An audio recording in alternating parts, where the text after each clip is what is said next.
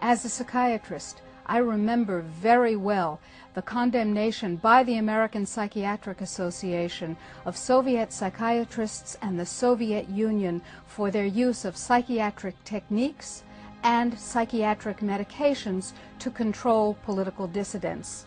Sadly, shockingly, we in the United States have become those same oppressors. We now have a policy, as exemplified by the FBI brochure from the Phoenix Office on Counterterrorism, which says people who are defenders of the U.S. Constitution against federal government and the UN and make numerous references to the U.S. Constitution should be monitored as potentially murderous, and fanatical terrorists, by extension, should be considered mentally unstable. Under the new Freedom Commission, mentally unstable people must be medicated on a compulsory basis with lethal and untested but very profitable psychiatric medications.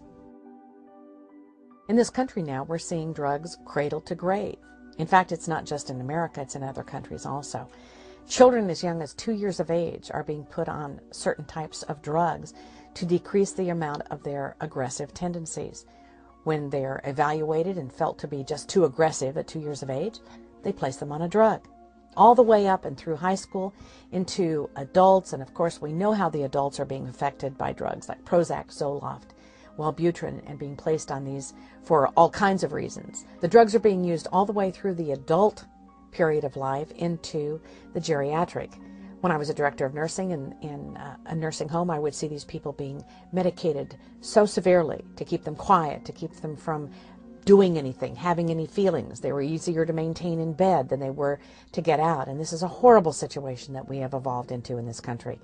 And of course now with Alzheimer's, it makes it even worse, the medication of these elderly people. So we have now a system that finds a reason to medicate everybody. Now this is absolutely bizarre when you consider that freedom of fill in the blank is what this country is all about. And yet, under the guise of a diagnosis, whether it's accurate or not, these people will then be forcibly drugged and helped or hindered. Who knows? Who knows what will happen as a result of these deleterious drugs that are given in combinations and amounts that many times are not safe.